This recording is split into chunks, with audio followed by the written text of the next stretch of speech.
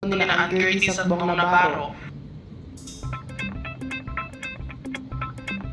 Isang matinding eskandalo ang humanig sa social media matapos umanong ilabas si Solen Yusap, ang kilalang aktres na kapatid ni Erwan Yusap.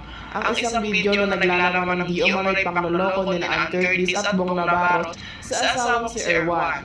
Ayon sa mga ulat, hindi na nakapagtimpi si Solen at pinost ang nasabing video sa kanyang social media accounts bilang patunay ng paratang na matagal nang kumakalat tungkol sa dalawa.